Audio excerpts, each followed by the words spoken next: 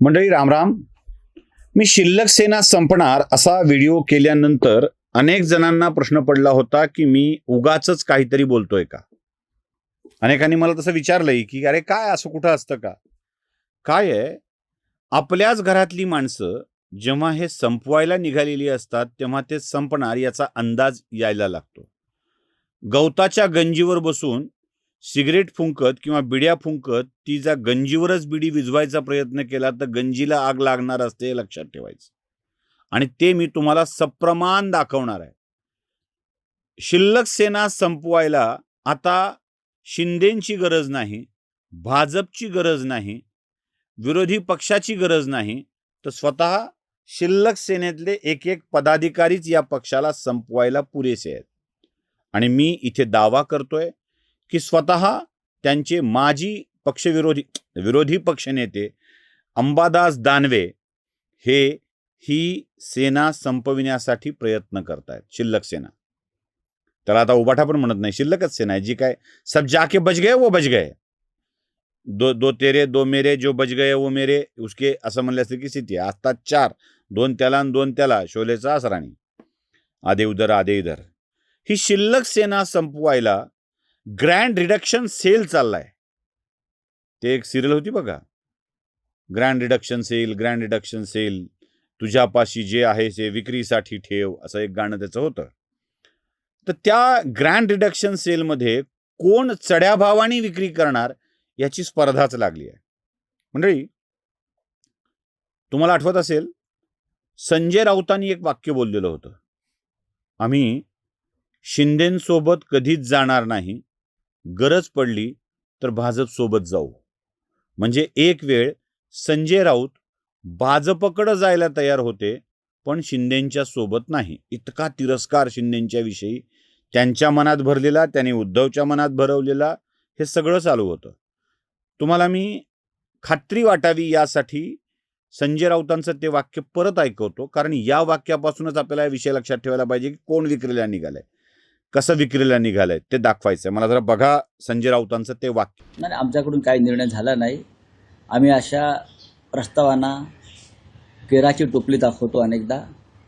भारतीय जनता पक्षाबरोबर काही ठिकाणी म्हणजे जिथे अत्यंत अस्थिरता आहे, अनस्टेबिलिटी आहे, तिथे आम्ही शिंद्यांबरोबर कदापि जाणार नाही. इतर जर काही पर्याय उपलब्ध असतील तर त्या संदर्भात पक्षप्रमुख निर्णय घेतील, पण परस्पर कुणी निर्णय घेणार नाही.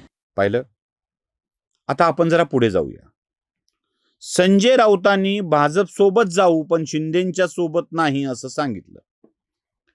छत्रपती संभाजीनगरच्या जिल्हा परिषद निवडणुकीमध्ये शिल्लक सेनेच्या लोकांनी कदाचित संजय राऊतांचा हा आदेश शिरोधार्य मानून भाजप सोबत जाण्याचा निर्णय घेतला असावा, शिंदेच्या सोबत नाही. कारण राऊत म्हणालेत ना, प्रसंगी भाजप सोबत जाऊ पण शिंदेच्या सोबत नाही, तो मानला असावा. आणि जेव्हा ही स्थिती येते शिंदेच्या सोबत न जाण्याची, तेव्हा एकतर गप्प बसून तटस्थ राहून किंवा सरळ सरळ भाजपला पाठिंबा देऊन असं काहीतरी उबाठाच्या शिल्लक सेनेचे सदस्य करू शकले असते. पण त्यांना ते करू दिलं गेलं नाही, धमकी दिली गेली.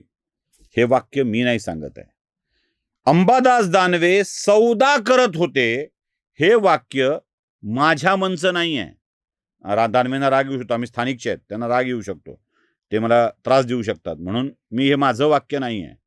दानवे साहेब, हे वाक्य एक जिल्हा परिषद सदस्य दुसऱ्या जिल्हा परिषद सदस्याचा हवाला देऊन स्पष्टपणे बोलतोय की दानवेंनी आमचा सौदा केला होता.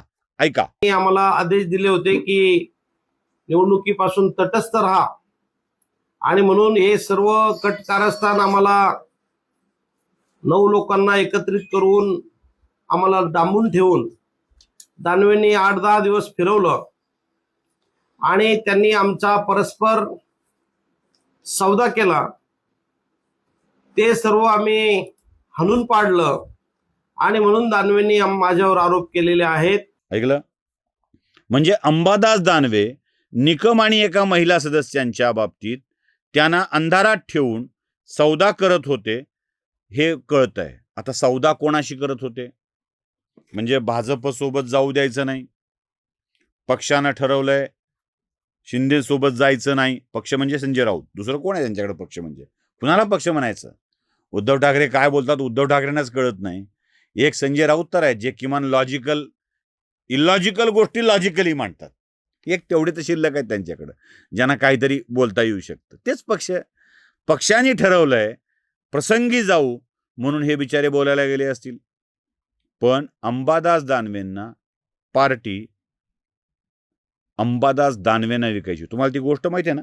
सासू सुनेची गोष्ट आहे.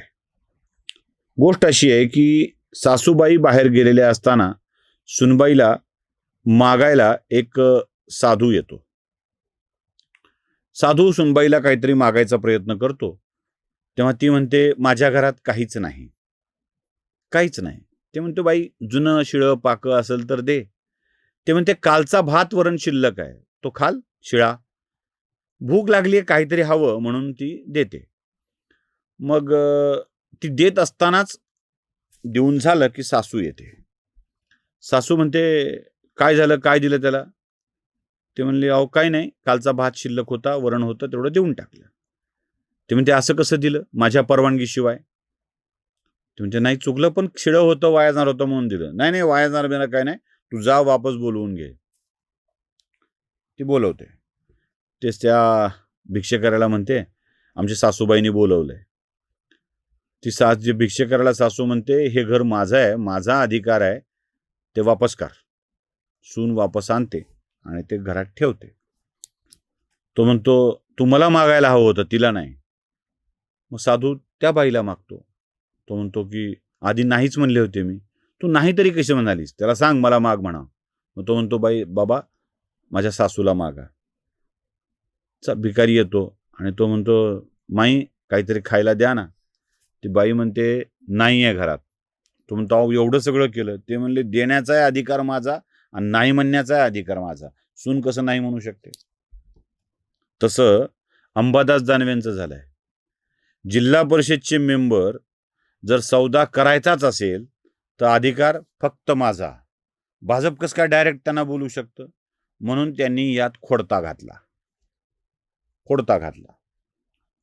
आता याचा पुरावा काय? स्वतः अंबादास दानवेंचं वाक्य ऐका. गेले होते, भारतीय जनता पार्टीनं नेले होते हे मला कबूल आहे. अब्दुल सत्तारांचं वाक्य कबूल आहे मला. कारण माझ्याकडे सगळ्या तारखेची नोंद आहे. 5 जण आमचे भारतीय जनता पार्टीच्या काही नेत्यांसोबत देवेंद्रजी फडणवीस यांना भेटण्यासाठी इथून निघाले होते. अर्धा प्रवास त्यांनी केला होता. ज्यावेळेस मला ही घटना कळाली त्यानंतर मी त्याच्यातल्या काही लोकांशी संपर्क केला. शिवसेनेच्या पद्धतीने त्यांना समजावलं, ते वापस आले. परंतु भारतीय जनता पार्टी 6 जण या आणि तुमचा स्वतंत्र गट करा आणि आमच्या पक्षात सामील व्हा, स्वतंत्र गट करा, अशा पद्धतीने शिवसेनेच्या सदस्यांना गळ घालत होती. हे मी सांगतो. त्याच्यासाठी त्यांनी मोठ्या प्रमाणावर पैसा म्हणजे थैल्या देण्याचं आम्ही दाखवलं. मी काल ट्विट पण केलं होतं. अतुल सावेंचा एक OSD भिवंडीच्या नाक्यावर शिवसेनेच्या सदस्यांना अडवून त्यांनी अशा पद्धतीनं ऑफर मोठ्या प्रमाणावर शिवसेनेच्या सदस्यांना दिलेली आहे. हे मी कबूल करतो. परंतु अब्दुल सत्तार यांनी जे सांगितलं 5 सदस्य 100% गेले होते, परंतु हे वापस सुद्धा आले. परंतु भारतीय जनता पार्टीने शेवटपर्यंत असा प्रयत्न केलेला. त्याच्यात 2 लोक संजय निकम आणि सौभाग्यवती ललिता सुरेश सोनवणे हे यांनी या पद्धतीनं प्रयत्न केलेला आहे. ऐकलं? अंबादास दानवेंना अतुल सावेंच्याकडं आपले सदस्य द्यायचे नव्हते. ते त्यांना म्हणजे सदस्यांना जाऊ द्यायचं नव्हतं, स्वतः द्यायचं होतं कदाचित. मला कसं विचारलं नाही? म्हणून अंबादास दानवेंनी याचा सौदा अन्य कोणाशी ठरवलेला होता का? सदस्याच्या म्हणण्यानुसार.